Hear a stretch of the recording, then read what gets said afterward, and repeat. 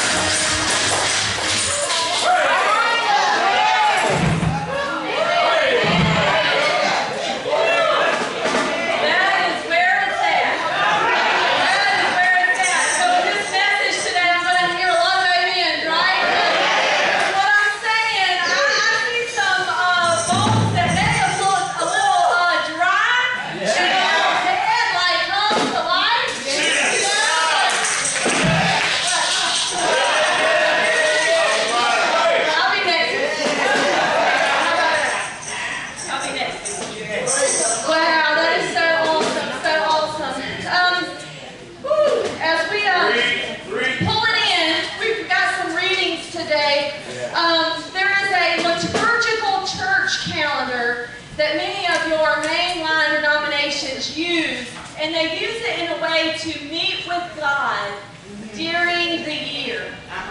And this is a uniquely Christian way of marking time. It's a trend that is more Protestant, that more Protestant denominations are discovering by the beauty of the seasons leading up to important Christian events and incorporating them into their charismatic services. And for this, I am very grateful. Amen. This liturgical church calendar is a simple and traditional way of building your life around your faith rather than the other way around. Come on. How many of you enjoyed the Advent season where we lit the candles and had weekly readings? Anybody appreciate that? I think that really ushered me personally into a non-rushed Christmas season where it can get all out of sorts. But the Advent season is a season of waiting, a season of turning inward, like the winter when we winterize the exterior of our houses and prepare to spend season indoors. It's a season that forces us inside if we will allow it so that we can be changed and transformed by the time springtime comes around. Yes. Everything about our world, from colder temperatures to shorter days, drives us in during the winter. It drives us in so we can slow down, to sit around the fire, and we can talk with one another. Jesus. I'm not going to ask you personally today what's been going on in your life through this winter season, but for some of us, I imagine the bitter cold may have gotten the best of us, and I'm not talking about the temperatures because we really haven't had a cold winter. That's true. But the bitter cold or the reality of the frostbite from words that possibly came out of our mouths, Yes. or the mouths of someone else's, or maybe you have weathered the storms that presented themselves due to being in close quarters with one another. Jesus. Man, if that can't kick up a fuss after a while. Perhaps migration took place. It certainly happens in the animal creation, but perhaps you have found certain people that have migrated away from you, or you chose to migrate in other areas. Perhaps you moved away from certain areas, or either you moved towards other relationships. There's a lot that can take place in the winter.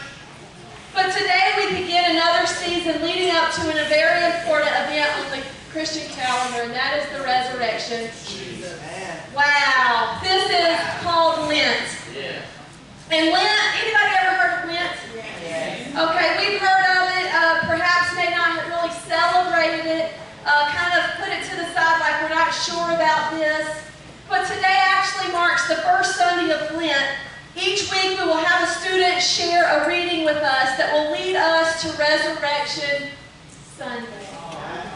How about that? 6 weeks from today, we will celebrate what we call Easter. I hope that these weekly reflections will be as rich and refreshing as the Advent season was for many of us. So at this time, I'm going to call Keely and Jade and Mia up, and they have each a portion of reading. And each of them will have a slide pack, so you can go ahead and...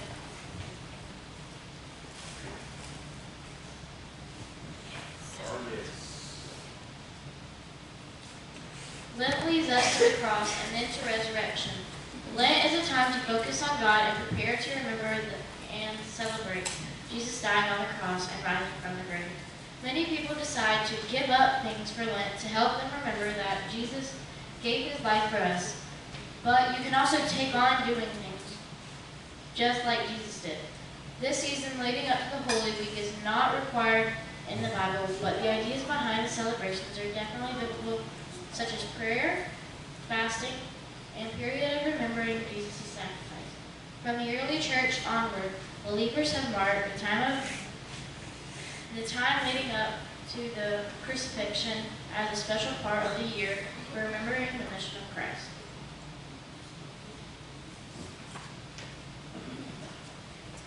In modern Protestant churches, it can sometimes be tempting to shy away from the practice of Lenten observation due to fear of its connection with virtual legalism. Yet the excitement of Easter loses some of its significance if we focus only on the resurrection and neglect the ministry and suffering of Christ leading up to it. Celebrating a season of Lent can be just as powerful or more as honoring Advent, and often enhances the effect of Easter. There are many great truths that religion has tried to steal from the church family. Lent was started by the early church leaders as a way to mirror Christ's fasting in the desert before he began his public ministry. This season of Lent parallels with the Jewish preparation of the Passover meal. Both symbolize the rebirth of humanity. Birth does not happen automatically, just as a baby gestates in the mother's womb for 9 months, so the birth of the world requires preparation. Lent is also an old English word for springtime. This is the season when the earth begins to come back to life after winter. Ice melts, the earth thaws, and things that were dead begin to bloom and grow again. During Lent, we name the things in our heart and in our world that are dead, and we wait to see how God will raise them to new life in Jesus. We wait and hope for what God will do in us and in our world. Every week, we may set aside the time to pray and rest in God and practice looking for where God is already coming close to us in our everyday life.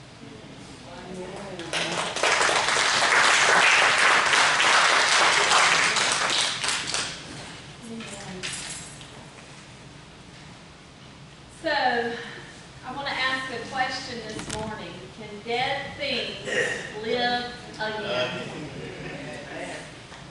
I know we have our answer. I know we already know the answer to that because we know portions of our lives that have probably died, and the Lord somehow has breathed life back into those areas. But I also know that many of us, some of us, sit here still with dead parts, not really knowing where it all fits. Is anyone in need of a rebirth? Does anyone wish they could start over from scratch? Does anyone wish they could start on a clean slate with no remembrance of the past? Listen, that would be awesome. For some parts of our life, but not all parts. I know we have parts that we would never want to let go of, and so in our quest to forget the past, we want to hold on to certain things that weren't so bad. I know some of us have parts of our lives that have been ingrained in the very fabric of our beings that may be very, very painful. Without those painful experiences and the depth of our suffering, we may not have fought so hard to be here alive today. I'm not saying that what was painful was necessary, but because of the suffering, you are who you are today, whether you like it or not. We all have a chance at new beginnings every day. We wake up with a brand new day where God recreates the sunrise and the sunset for us all over again. He causes all creatures to wake up and creation to break forth at dawn all over again. We indeed get to experience the brand new day every single day. His mercies are new every morning. Are we really tapping into the newness of everyday living?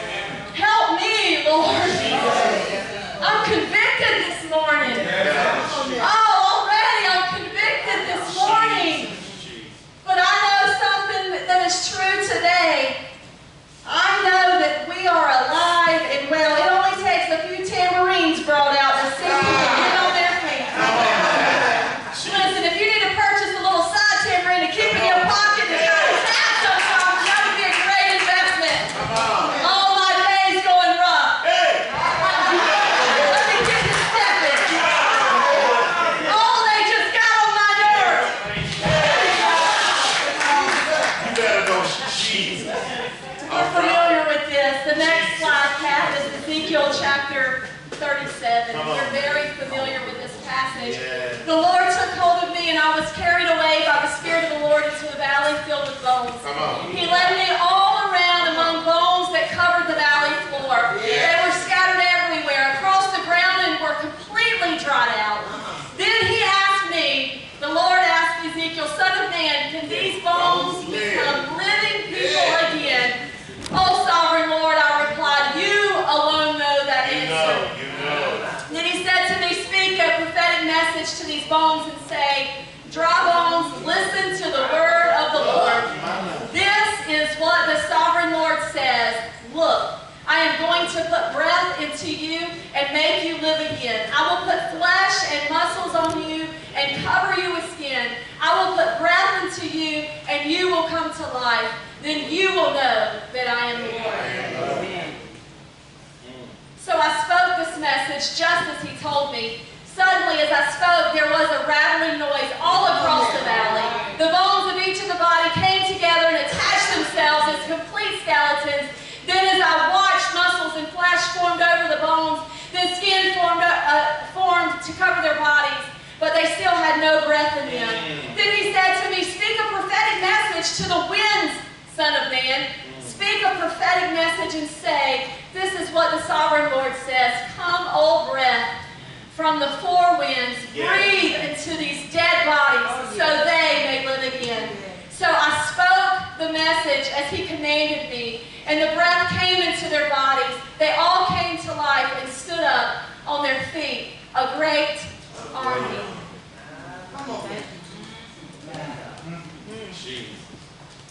Then he said to me, Son of man, these bones represent the people of Israel. They are saying, we have become old, dry bones. All hope is gone. Our nation is finished. Paul's right there. Do you remember the message last week that Alicia preached? That Abraham had a great promise to him and Sarah that he was going to be a father to a great nation. And now this nation is now saying we have become old, dry bones. All hope is gone. What kind of nation is that? Our nation is finished. Therefore prophesy to them and say, this is what the sovereign Lord says, O my people, I will open your graves of exile and cause you to rise again. Then I will bring you back to the land of Israel. When this happens, O my people, you will know that I am the Lord. I will put my spirit in you, and you will live again and return home to your own land. Then you will know that I, the Lord, have spoken, and I have done what I said. Yes, the Lord has spoken. Next slide. I'm going to ask you again. Can dead live again? This was a time in Israel that some of the Israelites were in Babylon. They were in exile to Babylon. They were inclined to think that they would soon be going back home. You know, anytime you're suffering, you're just thinking it's just around the corner. Or if you're in pain or something's happening, you're hoping that you will be delivered soon, because how much more can you take? This was the story of Israel in Babylon. They were thinking that they would soon be delivered and go back home. But see, Yahweh needed them to get them to see that they would not be going home soon, because corruption was running rampant back home, especially in the priests and the prophets and other leaders or ordinary people back home, more so than the ones that have been carried into exile. Here Ezekiel was a member of the priestly clan, but before he was old enough to become a priest, he got carried off into exile with other priestly families. Yes, he did. Ezekiel wasn't even old enough to be a priest yet, but he was old enough to witness the corruption, and in Babylon he was given the vision of Yahweh and was summoned to be a prophet there to exiles. This boy, child, whatever you want to say, was not even old enough to be a priest. Yet he was old enough to witness the corruption. Folks, some of us have had voices when we were younger that wasn't old enough to speak it out and stand up for the injustices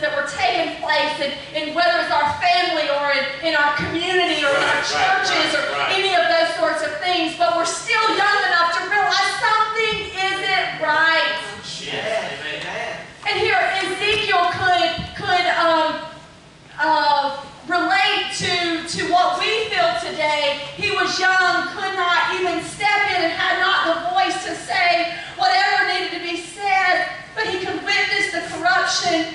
And here, before he even became a priest, the Lord gave him the vision to say, you, Ezekiel, will be the one to rise up, to minister to these people in exile. I love that. I love that part. I wonder what would have happened to Ezekiel if he had not been exiled. I didn't know this part of Ezekiel. I'm just thinking he had a great message about dry bones living again. But then when you get underneath the story and you listen to what's going on, it's like, what is really taking place here? Would he have become corrupt like the other priests and prophets had he not been exiled? I wonder if sometimes if the suffering had not taken place in my house, my life, would I be who I am today? It was because what has took place, the Lord has turned it around and used it into a beautiful story. I wouldn't have fallen through. I wouldn't have stayed alive. I wouldn't have cared so much. Right. But today I can say I'm grateful. I'm thankful. It's painful for me to see other people go through it because their outcome may not be the same as mine. Because I had to make hard decisions. I had to make tough decisions. I had to draw some boundaries that not everybody can do. Come on. And I'm nothing special. Anybody can draw these boundaries. Anybody can make tough decisions. But you got to want it bad enough than what you currently have going on. I'm sure the separation for Ezekiel was painful. The separation of having to leave his homeland to go into exile was very painful. I'm sure the exile was soul-crushing. Perhaps it felt like the very breath had been taken out of his body. Will we even survive? What about the great nation that was promised to Abraham and Sarah? And if we survive, will we ever live in freedom again? Perhaps some thought if I had to live in captivity, I would rather be dead. That's a reality.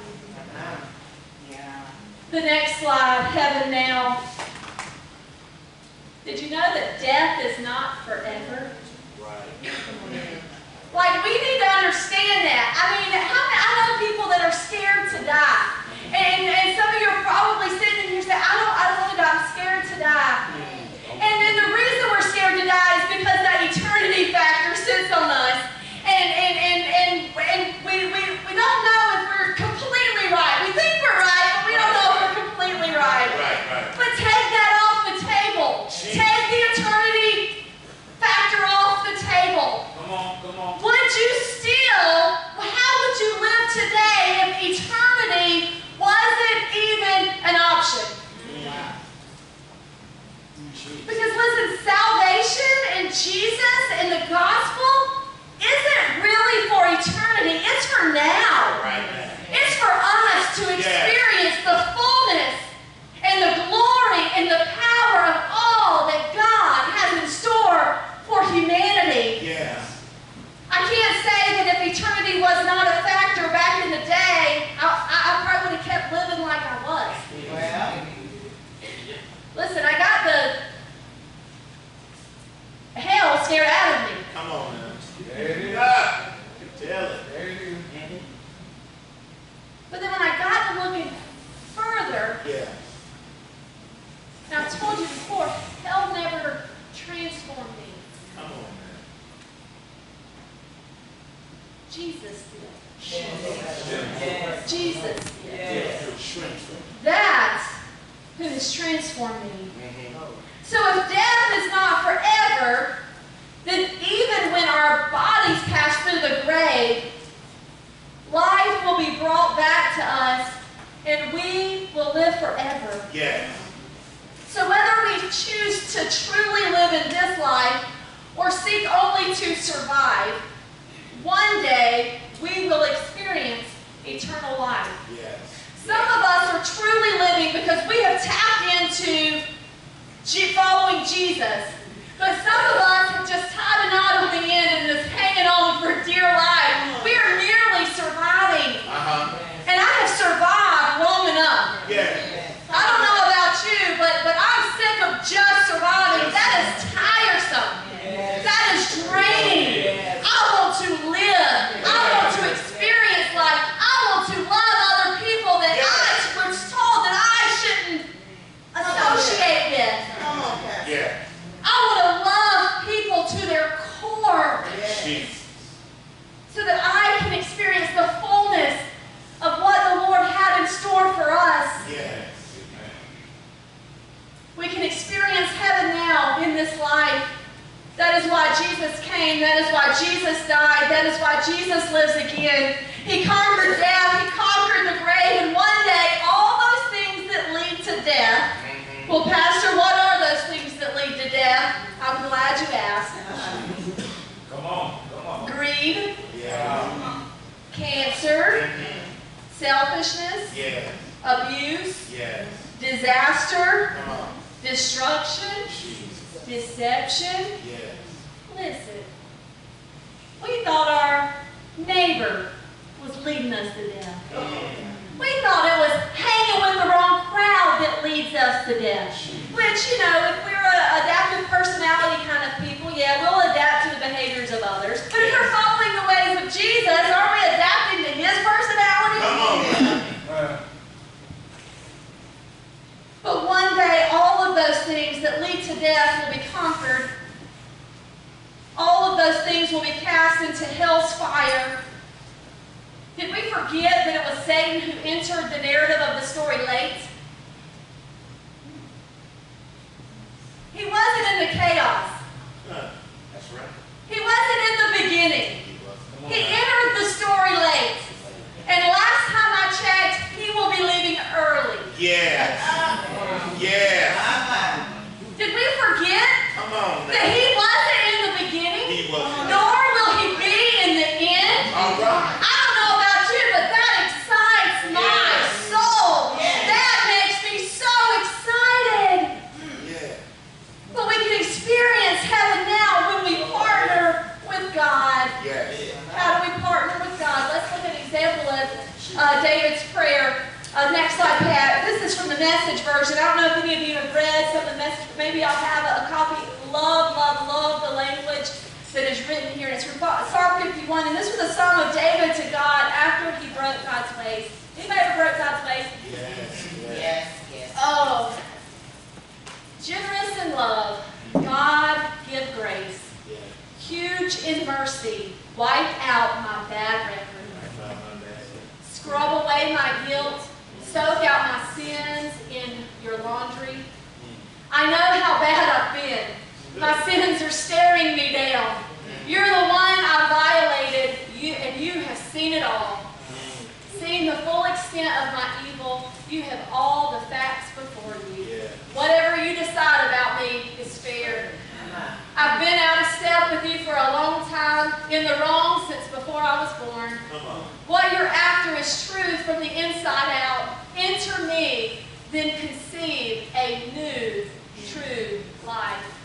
Soak me in your laundry, and I will come out clean. Scrub me, and I'll have a snow white life. Tune me in to foot tapping. Set these once broken bones to dancing. We've already done that this morning. That's what I'm talking about. Don't look too close for blemishes. Give me a clean bill of health. God, make a fresh start in me. Listen to this. I love this part. Shape a Genesis week from the chaos of my life.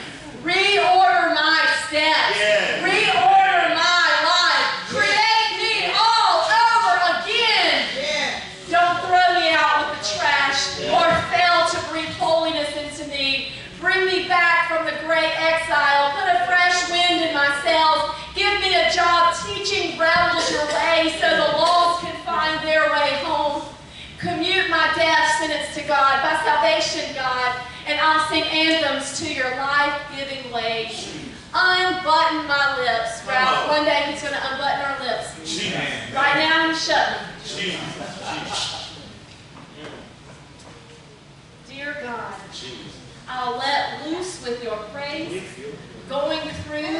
emotions doesn't please you, a flawless performance is nothing to you. I learned God worship when my pride was shattered.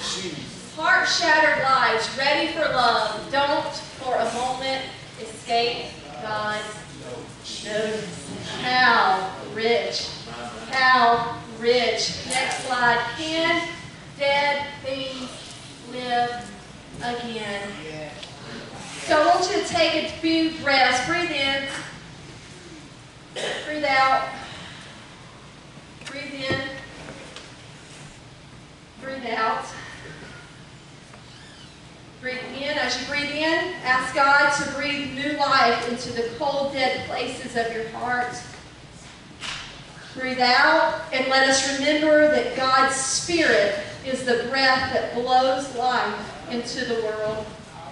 Breathe in. Create a living, soft heart in me, O God. Breathe out. Let the wind of your Spirit spark light in me and the world. God is here right now. He's closer to us than we are to ourselves. God gave us these words from David. Let me ask you this in our altar response. What does God have to say to me, to you, to us in these words?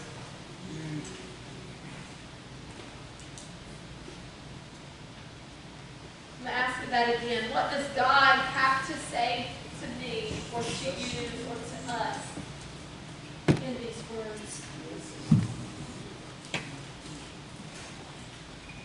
David said, create in me a clean heart and renew a right spirit within me. Let me ask you this. What do you have to say to God?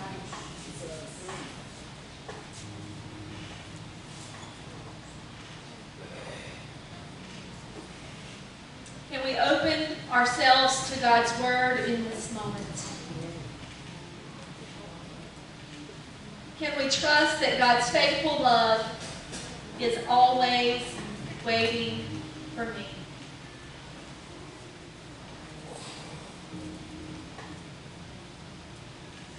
I wonder if God gave David a new heart.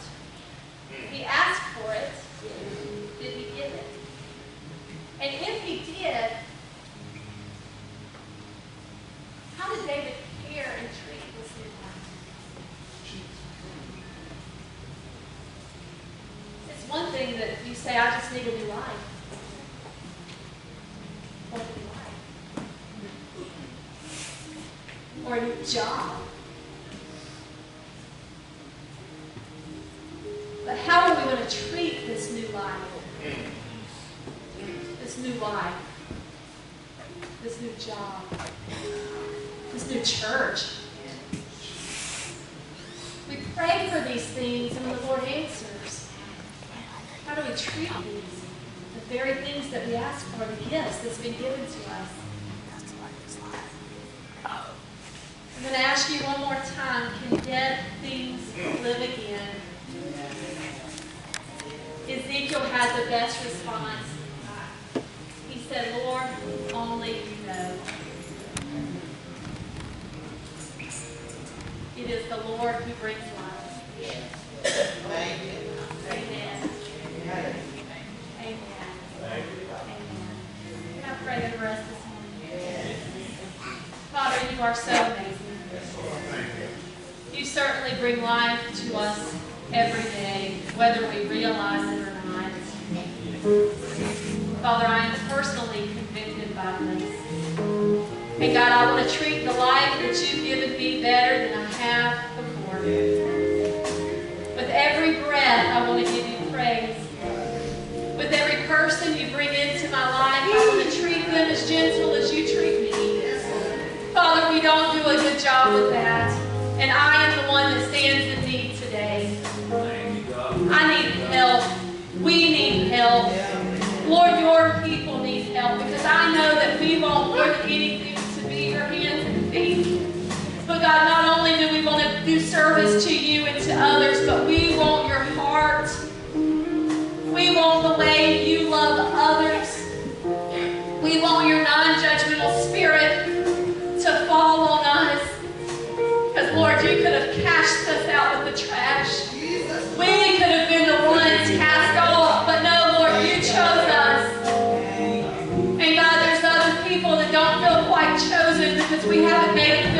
chosen. But God, today may you saturate us, God, with these scripture texts that we have read and these thoughts of living again to treat the life that we have today better. Lord, when we wake up in the morning, let us sing a new song. No matter what the day before led to, God, we have a brand new day to start fresh all over again. God, whatever we need to use as reminders to remind ourselves to start fresh. Lord, let us take note from creation. Father, you're so in love with us. And I want us to be so in love with you. Not selective in what we want, what portions we want to love. But Father, to be in love with you. Let us partner with you so that these dead places of our lives can be brought to life again. Lord, only you know. In Jesus' name we pray.